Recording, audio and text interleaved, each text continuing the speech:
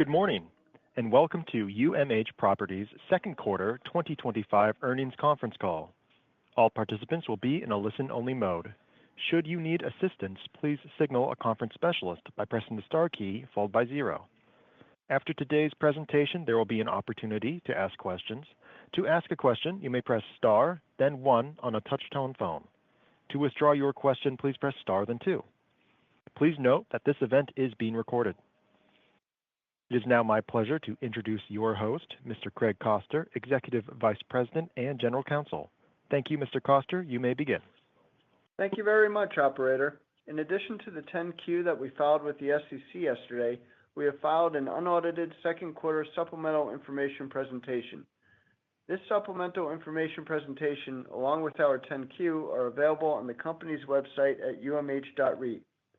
We would like to remind everyone that certain statements made during this conference call, which are not historical facts, may be deemed forward-looking statements within the meaning of the Private Securities Litigation Reform Act of 1995. The forward-looking statements that we make on this call are based on our current expectations and involve various risks and uncertainties.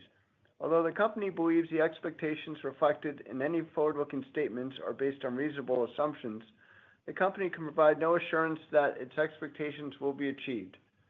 The risks and uncertainties that could cause actual results to differ materially from expectations are detailed in the company's second quarter 2025 earnings release and filings with the Securities and Exchange Commission. The company disclaims any obligation to update its forward-looking statements. In addition, during today's call, we will be discussing non-GAAP financial metrics. Reconciliations of these non-GAAP financial metrics to the comparable GAAP financial metrics, as well as the explanatory and cautioning language, are included in our earnings release, our supplemental information, and our historical SEC filings. Having said that, I would like to introduce management with us today: Eugene Landy, Founder and Chairman; Samuel Landy, President and Chief Executive Officer; Anna Chew, Executive Vice President and Chief Financial Officer; Brett Taft, Executive Vice President and Chief Operating Officer; Jim Mikens, Vice President of Capital Markets; and Daniel Landy, Executive Vice President. It is now my pleasure to turn the call over to UMH's President and Chief Executive Officer, Samuel Landy. Thank you very much, Craig. Normalized FFO for the quarter was $0.23 per share for both the second quarter of 2024 and 2025. Overall, normalized FFO is up 16% or $2.6 million for the quarter and 20% or $6.4 million for the year. Our strong financial and operating results have given management and the Board of Directors the confidence to increase our quarterly common stock dividend by 4.7% from $0.215 per share to $0.225 per share, representing an annual dividend rate of $0.90 per share. We have now increased our dividend for 5 consecutive years for a cumulative annual increase of 18 cents or 25%. Our earnings per share were impacted by the issuance of $101.4 million of new GSE debt at a 5.855% interest rate. Subsequent to quarter end, we issued a new Series B Israeli bond at a 5.85% interest rate. The capital raised sub 6% will be deployed accretively over time. We have capital needs of $120 to $150 million annually, which we invest in our capital improvements, new rental homes, expansions, and financing of home sales, most of these uses being accretive uses of capital. Over the past 2 years, we have relied on our common ATM to fund our growth initiatives. This year, we are utilizing our ATM less and debt more. In the long term, this debt will be repaid and the equity should increase in value. We currently have $150 million in capital available to invest in our growth initiatives.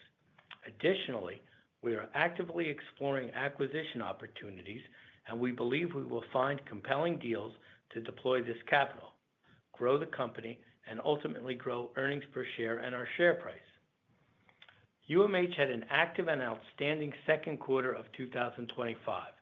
The quarter was highlighted by the refinancing of 10 communities for gross proceeds of $101.4 million. These properties were appraised as part of the refinancing process.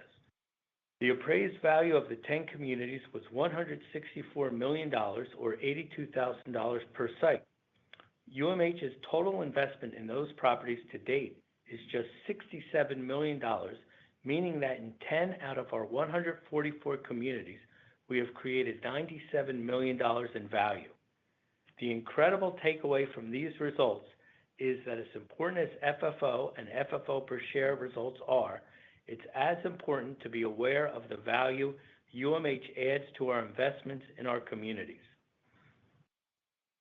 Our Marcellus and Utica Shale strategy, which began in 2011, has resulted in substantial appreciation of the land, communities, homes, and approvals we own in the area.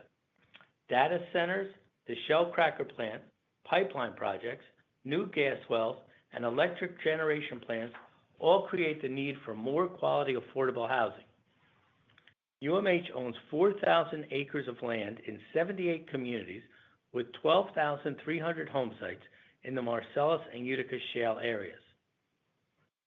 Currently, we own and operate a total of 144 communities, including our 3 joint venture communities containing 26,800 developed home sites, 10,600 rental homes situated on 8,200 acres of land. The $10 billion Homer City gas-fired power plant, located in close proximity to 4 UMH communities, is demonstrating proof that our strategic investments in the energy-rich Marcellus and Utica Shale regions are working. This power plant will benefit the Pennsylvania economy, and especially Western Pennsylvania, where we own 28 communities and where we have also seen increased interest in the leasing of our oil and gas rights. Our Nashville and Southeastern United States strategy is also delivering occupancy increases, strong sales profits, and increased property values. Our well-located communities, with our strategy of creating quality, affordable housing in communities of factory-built homes for sale or rent, is generating industry-leading performance. As of July 18, 2025, UMH's total 2-year return was an industry-leading 17%, and our 5-year total return was an industry-leading 76.7%. During the second quarter, we increased total revenue from $60.3 million in the second quarter of last year, consisting of $51.5 million in rental and related income and $8.8 million in sales income, to $66.6 million in the second quarter of this year, consisting of $56.1 million in rental and related income and $10.5 million in sales income. That represents an increase in quarterly total income of approximately 10%. For the 3 and 6 months ended June 30, 2025, rental and related income increased 9% from the prior year period, and community NOI increased by 11% and 9% respectively. During the quarter, we increased same-property occupancy by 76 units over the first quarter and by 251 units over last year. Same-property rental and related income increased by 8%, and same-property NOI increased by 10%, or approximately $3.1 million. Year-to-date, same-property rental and related income increased by 8%, and same-property NOI increased by 9%, or $5.6 million. Our same-property operating expense ratio for the quarter fell to 38.2% as compared to 39.4% last year. Our rental home occupancy was 94.4% as compared to 95% last year. During the quarter, we converted 190 new homes from inventory to revenue-generating rental homes. Year-to-date, we have converted 305 new homes from inventory to revenue-generating rental homes. We currently have 450 homes on site, with 145 ready for occupancy and another 300 being set up, and an additional 200 homes on order that have not yet been delivered. We anticipate by the end of 2025, we will have added 700 to 800 new rental homes.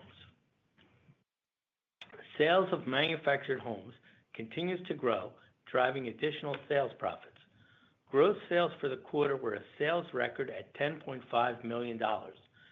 For the 3 and 6 months ended June 30, 2025, sales of manufactured homes increased by 19% and 6% respectively from the prior year period. Gains from the sales for the quarter was $1.5 million, or 14% of total sales. Gain from the sales for the 6 months was $2.2 million, or 13%, compared to $1.8 million, or 11% last year. We acquired 2 New Jersey communities on March 24, 2025, consisting of 266 lots, which are 100% occupied, and subsequent to quarter end, we acquired 2 Maryland communities consisting of 191 lots, which are 79% occupied. Year to date, we have closed on 4 communities containing 457 sites for a total purchase price of $39 million. We continue to evaluate future acquisitions and anticipate growing our acquisition pipeline in short order. We continue to invest in greenfield development through our joint venture with Nuveen Real Estate. We have made progress filling our 2 Sebring, Florida communities and have recently opened our 3rd joint venture community, Honey Ridge in Honeybrook, Pennsylvania. Honey Ridge is a 113-site community that officially opened in June.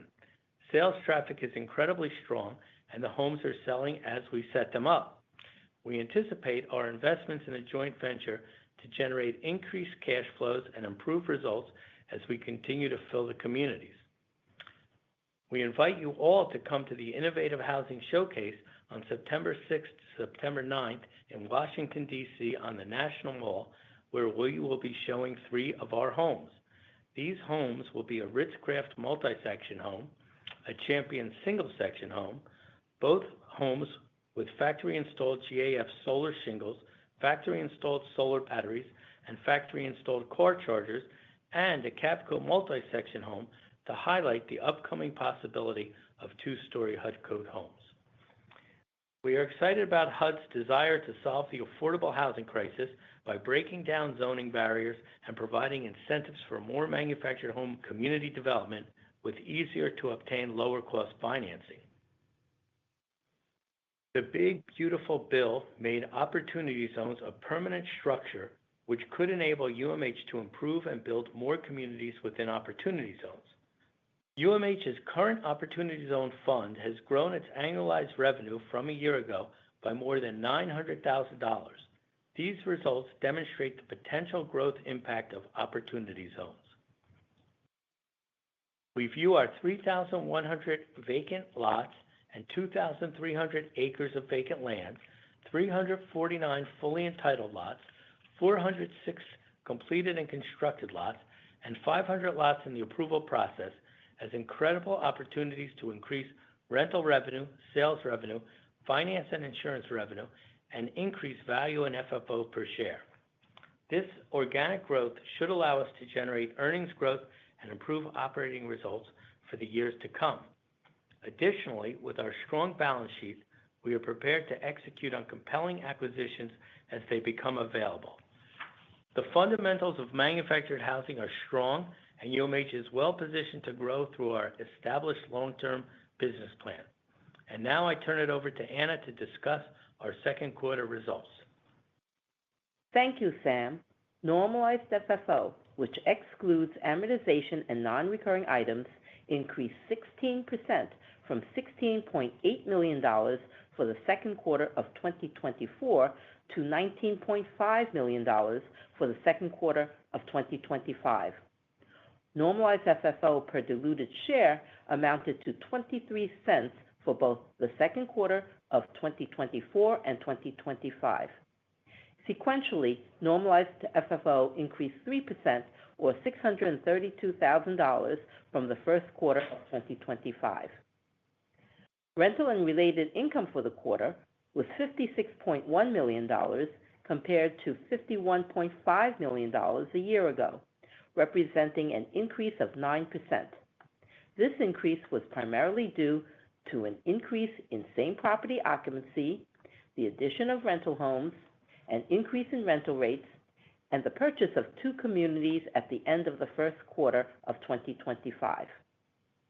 Community operating expenses increased 7% during the quarter. This increase was mainly due to the 2 communities purchased at the end of the first quarter of 2025, an increase in payroll costs, real estate taxes, snow removal, water, and sewer expenses. Our same property results continue to meet our expectations. Same property income increased by 8% for the quarter, while same property community operating expenses only increased by 5%, resulting in an increase in same property community NOI of 10% for the quarter from $30.9 million in 2024 to $34 million in 2025. As we turn to our capital structure, at quarter end, we had approximately $659 million in debt, of which $530 million was community-level mortgage debt, $28 million was loans payable, and $101 million was our 4.72% Series A bond. Total debt was 99% fixed rate at quarter end, with a weighted average interest rate of 4.63%. The weighted average interest rate on our mortgage debt was 4.52% at quarter end, compared to 4.17% at quarter end last year. The weighted average maturity on our mortgage debt was 5.4 years at quarter end and 4.8 years at quarter end last year. In this volatile interest rate environment, the weighted average interest rate on our short-term borrowings was 37 basis points lower at 6.44% at the current quarter end as compared to 6.81% at quarter end last year. In total, the weighted average interest rate on our total debt was 7 basis points higher at 4.63% at the current quarter end compared to 4.56% at quarter end last year. At quarter end, UMH had a total of $322 million in perpetual preferred equity. Our preferred stock, combined with an equity market capitalization of over $1.4 billion and our $659 million in debt, results in total market capitalization of approximately $2.4 billion at quarter end as compared to $2.1 billion last year, representing an increase of 13%. During the quarter, we issued and sold 1.8 million shares of common stock under the September 2024 Common ATM program at a weighted average price of $17.60 per share, generating gross proceeds of $31 million and net proceeds of $30.3 million after offering expenses. The company also received $2.2 million, including dividends reinvested through the DRIP. During the quarter, we did not issue and sell any shares of our Series D preferred stock under our 2025 preferred ATM program, and we currently have $100 million eligible for sale under the 2025 preferred ATM program. Subsequent to quarter end, we issued and sold an additional 160,000 shares of our common stock under the September 2024 Common ATM program at a weighted average price of $16.99 per share, generating net proceeds after offering costs of $2.7 million. We currently have $46.7 million of common stock remaining eligible for sale under the September 2024 Common ATM program. From a credit standpoint, we ended the quarter with net debt to total market capitalization of 24.1%, net debt less securities to total market capitalization of 22.9%, net debt to adjusted EBITDA of 4.8 times, and net debt less securities to adjusted EBITDA of 4.5 times. Interest coverage was 3.8 times, and fixed charge coverage was 2.3 times. During the quarter, we paid off 11 mortgages totaling $43.1 million with cash on hand. In addition, as Sam mentioned, During the quarter, we completed the addition of 10 communities to our Fannie Mae credit facility for total proceeds of $101.4 million. This interest-only loan is at a fixed rate of 5.855% with a 10-year term. As part of the refinancing process, a certified appraisal was conducted and concluded that these 10 communities appraised for $164 million, whereas our total investment in these communities is $67 million, demonstrating an increase in value of $97 million or 146% from our cost basis on these 10 communities. Subsequent to quarter end, on July 22, 2025, we sold $80.2 million of 5.85% Series B bonds that are due in 2030. The net proceeds of the sale of these bonds, after deducting offering discounts, fees, and other transaction costs, were $75.2 million. On July 8, 2025, we amended our $35 million revolving line of credit with Ocean First Bank to extend the maturity date to June 1, 2027.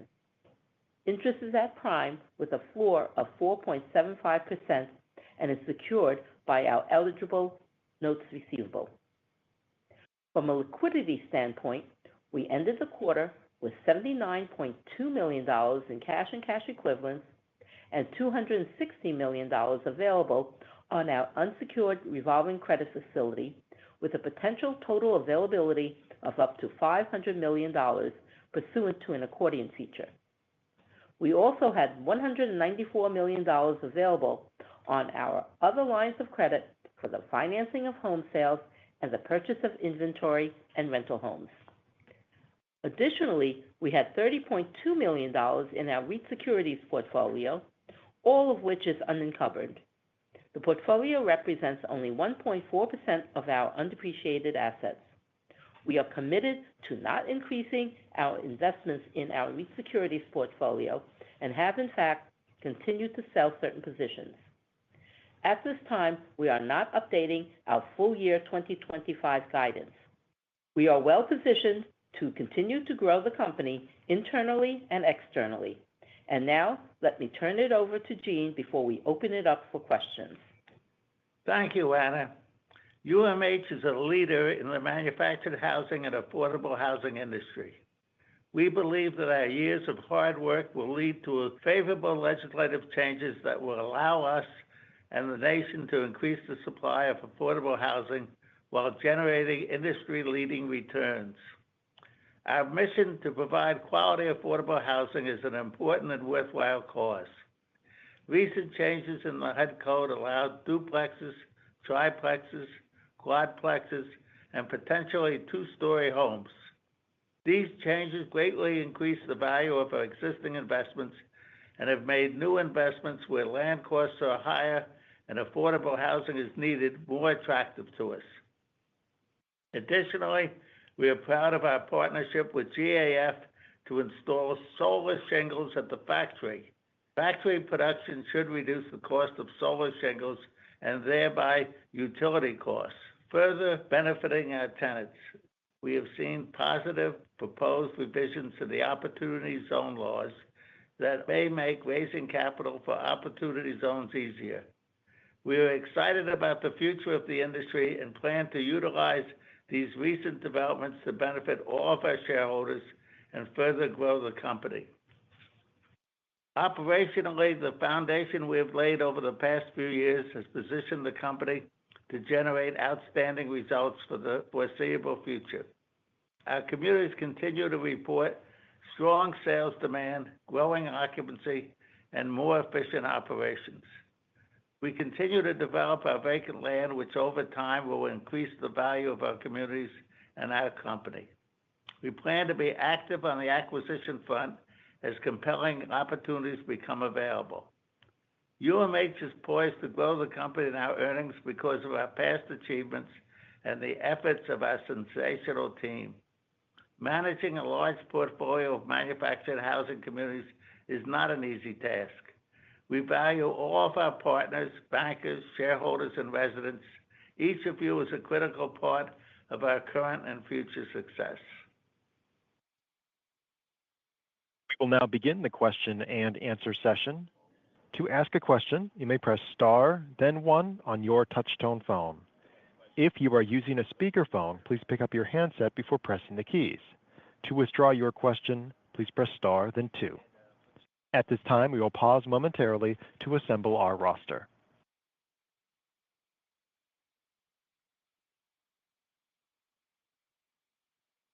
And your first question today will come from Gaurav Mehta with Alliance Global Partners. Please go ahead. Yeah, thank you. Good morning. I wanted to follow up on your comments. I think you said that you're not updating 2025 guidance. Does that mean you guys are withdrawing the prior guidance, or the prior guidance still holds? The low end of the prior guidance should hold based on current results. But in addition to that, I think it's very important that everybody understands in manufactured housing there's going to be BT and AT. And BT stands for before Scott Turner, and AT stands for after Scott Turner. And Scott Turner and HUD are working on dramatically improving the finance available to the retail customer. So we remain incredibly optimistic about our ability to sell homes, increase gross sales, and increase profits. And based on all of this, we see no reason to change guidance at this time. And so we're leaving guidance with the statement, maybe we'll hit the low end, but nobody knows that because we've built great expansions in great locations and new communities in great locations. And, 1 cent equals $840,000. We're trying to make a lot more than that. So let's see what happens. And so, what are some of the drivers of, the change, your, not so much confidence in the prior guidance? Like, is it the capital, the debt that you guys raised and timing of the deployment, or anything on the rent growth side that you guys are seeing? Well, go slow. We are confident in the low end of the guidance, okay? We're very confident in the low end of the guidance. The chances are in the third and fourth quarter, we'll grow earnings per share, which will get us to the low end of the guidance. Realize we're currently at 96 cents to $1.04. Yeah. And so, based on the quarterly, if we just go up 1 cent per quarter for the third and fourth quarter, we're going to hit those numbers. And there's the potential of going up more than that. And so, it would be silly for us to change guidance when there's a potential we could actually get to the higher end because this financing of the retail customer could result in a dramatic increase in the sale of existing rental homes, which will be all cash to us. So it's too interesting a time to reduce or withdraw guidance. Okay, understood. And then maybe lastly, on the price of new homes, have you guys seen any changes on where the new homes are coming in? Yeah, prices of new homes are about where they've been. No material changes there. And, I know we hit on it in our earnings call script, but we do have about 200 homes on site, which are just about ready for occupancy. We continue to make progress getting all of those homes set up. We've got another 265 homes being set up and another 169 on order. Again, those homes, we know what we're going to pay for them. We know exactly the rents we need to get to hit our 10% return on those rental units. And, as we reported, demand is incredibly strong throughout our locations. We filled 305 new rental homes year to date. In July, we actually converted 81 new rental homes from inventory to revenue-generating rental homes. So that was actually the most that we've done all year. So we're seeing a lot of positive demand. We should continue to grow rental revenue.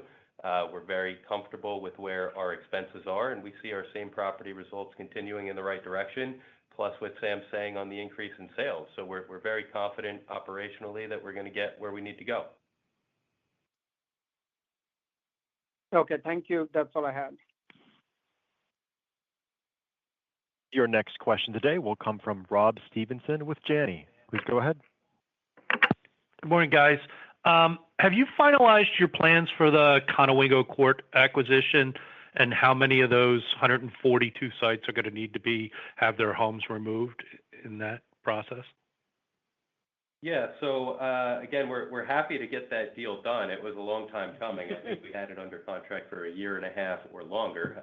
We worked with the seller to complete improvements on the site, and we do expect to see some short-term occupancy decreases at Conowingo Court. The property is 142 units. It's currently got 101 occupied sites. I don't want to go into too much detail as to what will be removed, but we believe, given the demand we see, given that the strength of the market there, that we will pretty rapidly complete the turnaround process and start to grow occupancy there. That should not be a long-term value add plan. A year or 2 years, we should have that property where we want it to be. How much do you expect to spend on the upgrades to the community infrastructure, not the rental homes and stuff like that, but anything that you're planning on doing in improving the community? How big of a CapEx spend is that likely to be? Yeah, so we're out there getting bids basically to complete some of the common areas, pave the streets. The good news is the water and sewer lines have been completely upgraded through by the seller before the acquisition was completed. So now we're really just working on roads, possibly some amenities, and more minor items. The bulk of that was completed and included in the sales price. Okay. And then other than this property, are there any others where you're spending any notable dollars for repositioning other than just to add rental units? Or has that process and the rest of the portfolio largely been done at this point and spent? The capital budget for the communities, to upgrade them is approximately $20 million. And that gets done through the course of the year. So there's still work to do. The reason we keep pointing out that the appraised value went up so much in the refinancing is, if you look at our 12-month increase in same property operating income, and you put that at a 5 cap, and then you subtract the investment in the property, the increased value to the company is $180 million or $2 per share. So people who are focusing on missing by a penny, $840,000, are missing the boat because the appreciation is, and its appreciation and value add is $2 per share, and you're going to have the same results in the Conowingo properties. Things don't happen immediately. We have to replace old homes with new, add new homes, generate sales income, but it's going to work out, and it's going to be a great acquisition. And just to highlight what Sam's talking about, the capital improvement budget that we set forth annually does include the other major capital improvement projects throughout the communities. That'll be water and sewer line upgrades, pavings mostly, in some cases adding clubhouses or other amenities. But that's all detailed in the capital improvement budget. So nothing outside of that to reposition the existing communities. Okay, but that is sort of essentially maintenance, right? At the end of the day, is it's that the repositions are when you buy an asset and then empty it or reduce get rid of units, et cetera. That's in addition to that, right?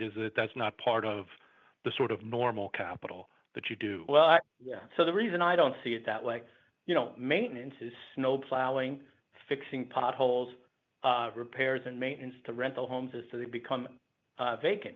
Capital improvements give us the ability to increase rents and profits. That's repaving the streets, replacing water lines, sewer lines, changing the signage. It's major improvements to the property that add value. So there's a separation between the two. And our policy is to continually upgrade communities. We have homes in there, they may last 50 years, but then we replace them with better homes. And the exciting thing now is we may replace them with larger homes, 2-story homes. We have ability to really create affordable housing, but high quality housing. And the same thing with the operation of the park. People always view that if you have one person in the office and a maintenance man, that's for a park. We don't mind having 2 in the office and 2 maintenance people. Our policy is to upgrade and provide affordable housing, but high quality housing, so that we improve the image of our business. Okay. Last one for me, Anna. How did the 585 that you got on the Israeli bond deal compare to where you could have priced the deal here in the U.S.?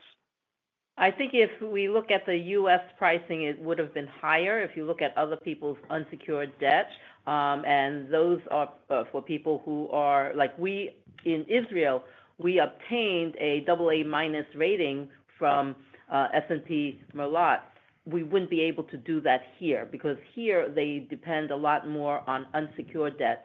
And because we have Fannie and Freddie and the GSE financing at pretty low rates and pretty nice amortization, et cetera, we don't want to give that up. My comparison was the Vornado secured debt, and our unsecured debt is at a lower rate than the Vornado secured debt. Okay. And then I guess the follow-up there is, I think that at the end of the day, did this Israeli bond deal, is this basically pre-funding the, call it $70 million of mortgages that are in the 2025 maturity schedule on the supplemental, or are you planning on doing something else with that? We are planning on doing other things with that. We are planning on refinancing some of the communities, not all of them, through the GSEs.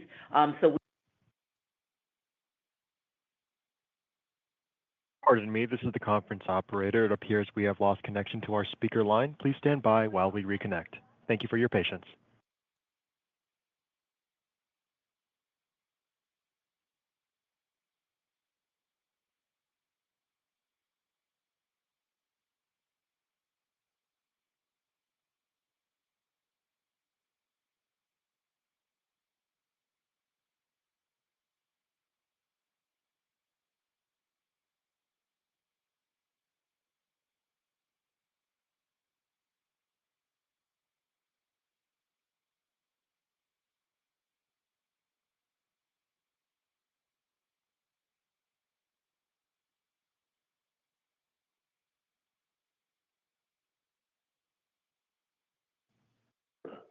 Pardon me, this is the conference operator. I have reconnected the main speaker line. Please proceed.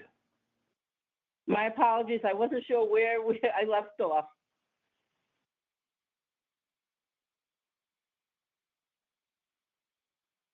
Rob, can you hear us? We will go back to, the phone cut out, so we don't know how much of our answer you heard, but we can go back and repeat it if that's where we are. Sounds like this phone's not. Pardon me. Okay. One moment, please. No. Go ahead, Rob. Your line's now open. Hey, Rob? Yes. Can you hear me now? Yes. Thank you. Sorry, we had some technical difficulties. Yes, I think you were saying, Anna, that you were going to take the $70 million and do some with HUD and some other, do something else with that debt as well? Yes, what we anticipate is we anticipate refinancing the other, not all of the other communities, but only some of the other communities. So we anticipate another $70 million, I believe, in total between HUD, or really Fannie Mae, and an additional bank. So what will happen is we will have probably about 3 additional communities that will become free and clear. Okay, that's helpful. Thank you. Right, and as I said, in any one given year, we need about $120 to $150 million in new capital. So in addition to any acquisitions that come about, so we wanted to make sure that we had enough dry powder to take advantage of those acquisitions. We see that it is opening up. We see some communities coming for sale. So we wanted to make sure we are able to take that advantage. Okay, I guess as a follow-up to that, is there anything that you guys have under contract at this point, or think that is likely to be closed in the next, 6 to 12 months here? Under contract? We're working on a few deals. We don't have anything under contract at the moment. We do anticipate putting a few properties under contract in the coming months. It's possible that some close before the end of the year, but given that they're not actually under contract right now, it's uncertain. We are pretty happy with some of the deals we're seeing on the acquisition front, so I would expect us to grow the pipeline shortly. But again, given that nothing's under contract, I wouldn't want to guarantee anything. Correct. It's important to note, as we refer to all the time, it's in our presentation. We need capital for the additional rental units. We need capital for the capital improvements. Sales are accelerating, and we use our own money to finance those sales. So you need money for that. And then you take it the number of lots we refer to that we're constructing, and that cost is approximately $100,000 per lot. And then you look at how many lots we have in the approval process. So there's a lot of need for capital, and a common criticism was we were using the ATM at a low stock price, we were using the preferred at a high interest rate, and now we shifted gears and went to debt at a very favorable interest rate. So I think it should be a very favorable development. Okay. Thanks, guys. Appreciate the time this morning. Thank you. And your next question today will come from Craig Kucera with B. Riley FBR. Please go ahead. Actually, we're the Lucid Capital Markets, but thank you. You guys did a really good job of keeping a lid on same-store operating expenses this quarter. Can you talk about the outlook for the back half of 2025? Yeah, sure. Same property operating expenses did come down in the second quarter, which we're very happy about. For the year, same property operating expenses are 41%, same property as compared to last year at 41.9%. So a nice decrease there. We also, as we had indicated, it was a really rough winter and we had a lot of elevated snow removal costs.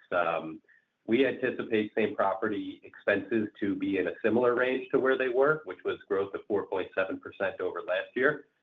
They may increase a little bit, but as we've told everybody throughout the year, we expect our same property expense growth in the 5 to 7% range. Certain areas we're looking at bringing on additional maintenance staff and things like that. But again, we do anticipate an acceleration in occupancy growth. I would expect our rental and related income to grow more than the 7.8%. So even if operating expenses pick up a little bit, we anticipate community NOI being in that high single digit, low double digit range. Got it. That's helpful. Changing gears, Sam, in your commentary, you mentioned that you might be looking at doing maybe closer to 700 to 800 home deployments this year. I think, earlier in the year, you were pretty confident you'd hit 800. Are you seeing any supply chain disruptions from the manufacturers, or is it just really things are just going a little bit slower than initially expected?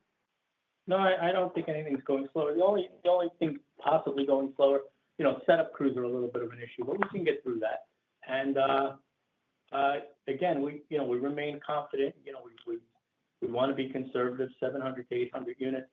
Again, I would focus on the announcements coming from HUD pertaining to their change policies as to no frames on the houses, which allows you to go to 2-story, adding significant value to many lots, and programs they are working on today to result in people being able to buy their existing home for just 3% down with low interest rates. So it's not finalized yet, but as I've always told you, 2001 was a major blow to manufactured housing when we lost the securitization of manufactured home loans. It got far worse in 2009 when the ability to pay laws kicked in. Industry shipments fell to 40,000. Scott Turner, the HUD secretary, is working on reversing all of these things, improving the retail financing, improving people's ability to get new communities approved.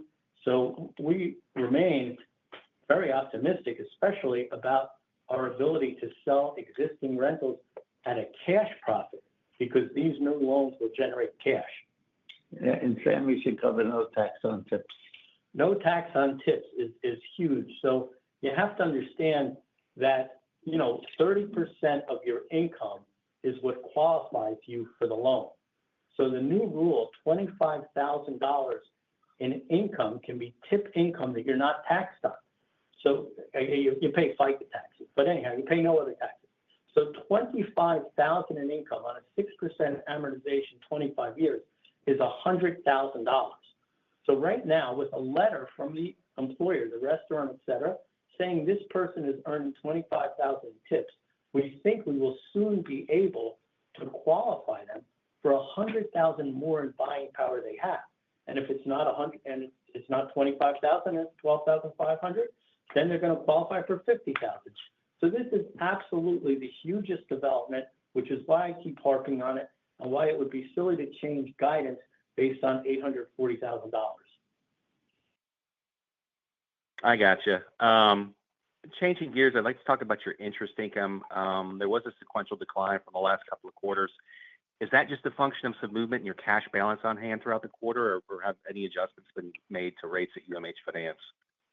Absolutely. What we've been doing is we raise the cash and then we do put it into money markets. But again, when we use the cash, but also rates have come down a little bit. Okay, that's helpful. I guess finally, how you mentioned sales were accelerating. How are they trending here in the third quarter? Is it a similar increase relative to the second quarter, or maybe even better? It's possible that it's better. I mean, Sam has laid out a lot of reasons why it may continue to improve, but with everything basically a similar sales environment to the second quarter, we're still seeing growth as we get some more positive traction at our expansions. We actually have over $5 million in our sales pipeline right now, which is an outstanding number, and I'm not quite sure I've seen it that high before, so that's very positive. We're also working through some older homes at some of our New Jersey properties. As people move out, we're able to recoup those lots and put new homes on there and generate sales profits and reset those rents to market. And we are very happy with the progress we've made at our Cinnamon Woods expansion. We've got some expansions coming online in Tennessee, and we're really optimistic about the future of sales. Just pivoting back to the question about rental homes briefly, I mentioned it earlier, but I want to mention it again. In July, we converted 82 homes in inventory to new rental homes, which was the most we have done all year. If you go back a few years when we did 1,100 rental homes, we were hitting 80 or 90 homes a month. So it's really nice to get back to that 80 number. With the homes we have being set up in the right locations and the demand, we think we can continue that. So we're hopeful that we get up to the 800 number, but we put the range at 700 to 800. I just want to repeat this again. We own 10,600 rental units. We bought the first rental units in 2011 at $40,000 a piece. Based on people's current rent, the sales price of those homes is going to exceed $60,000 on the oldest homes. And these new policies, and there's a couple of them.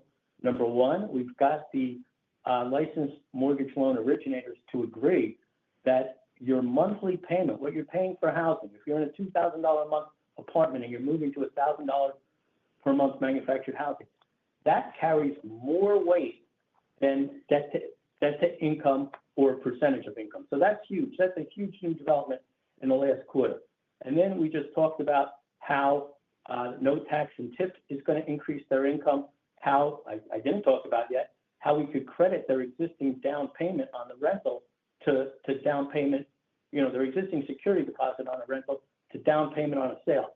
So all of these, and I don't know exactly how quickly with our lender we can, when I say our lender, with our mortgage loan originator, how quickly we can implement these new policies. We're working on it. But as soon as those get implemented, as I see it, I'd be shocked if you don't sell 100 rentals within 6 months at $70,000 a piece. So $7 million in new sales with the sales profit. Okay, great. Appreciate the color. Thanks. And your next question today will come from John Massocca with B. Riley. Please go ahead. Good morning. Maybe going back to the guidance again, I know we've touched on it a bunch, but it seems like based on some of your earlier commentary that maybe the ability to hit that guidance range is contingent on kind of ramping up sales of homes. Is that fair on my end? And I guess what kind of level of sales would you need to see to make guidance achievable? Well, I want to back up. Just based on increased rental income, right? I think it's very realistic to expect a quarter for the fourth quarter. That's just based on increase in rental income. Then throw in the potential for increase in sales income. Did I get everything right? Okay. I mean, there's a lot of variables there. There's the home sales, there's the speed with which we complete expansions, financing costs, acquisitions.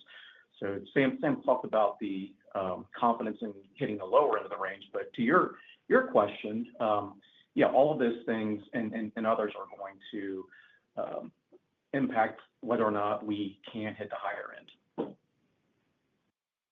Okay, so it sounds like maybe the lower end of the range is kind of achievable through kind of just run rate business, and then if you accelerate sales and obviously the direct flow through in terms of net profit that comes from that, you could reach towards the higher end of the range. Is that kind of a fair way of characterizing it?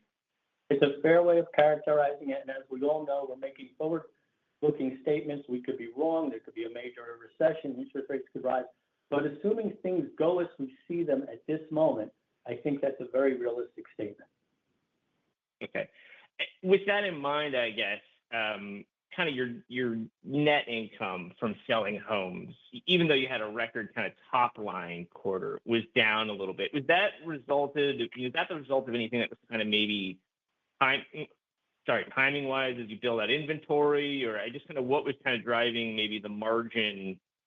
If I look at kind of home, sales of homes versus kind of what the cost was for selling them, margin kind of compressed a little bit, but I was wondering if that was driven by something that was timing wise or if there was something else going on there. On all expansions and new construction, when you get to the last phases, you earn the biggest profits. And you have to jumpstart these things a bit. So the first phase may have lower markups. That's exactly right. Last year it was a 38% gross margin. This year it went down to 32%. Historically, by the way, we're very happy with 32%. So, the sales results to us are fine. But yes, at Cinnamon Woods and some other expansions we opened, we were selling at a 20% margin, which was reducing that overall margin down to 32%. But, as we pointed out, the growth in the top line was there. And as we get further into these expansions, we do expect that gross margin to increase back, hopefully into that 38% range, but time will tell. Okay. And is that just kind of like, to borrow a terminology from like the multifamily and hotel space, like a heads and beds strategy where you want to get people, the initial phase, you kind of have to offer a bit of a discount, but as the community fills up, you're able to be a little bit more aggressive on pricing?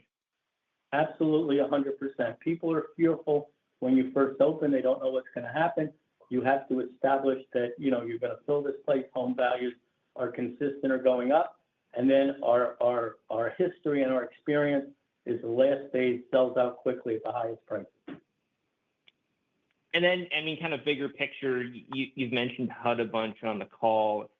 I guess the positive catalyst you're expecting to see there, should that flow through in the 2025 results? It seems like by the time government gets active on things and that flows to the consumer, it might be more of a 2026 kind of tailwind, but just was kind of curious why the confidence that could be so immediately impactful. These things have already begun, and the Innovative Housing Conference is in early September. So I suspect you're going to see results, by the end of September. And,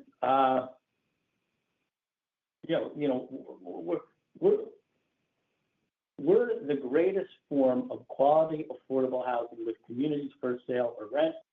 We have a HUD secretary that recognizes that. We have both parties in the Senate and the Congress who recognize that. We just think that the atmosphere at this moment is better than it's been since the 1990s. So we're very optimistic. Okay. That's it for me. Thank you very much. We'll conclude our question and answer session. I would like to turn the conference back over to Samuel Landy for any closing remarks. Thank you, operator. I would like to thank the participants on this call for their continued support and interest in our company. As always, Gene, Anna, Brett, and I are available for any follow-up questions. We look forward to reporting back to you in November with our third quarter 2025 results. Thank you. The conference has now concluded. Thank you for attending today's presentation. The teleconference replay will be available in approximately 1 hour. To access this replay, please dial U.S. toll-free 1-877-344-7529 or international 412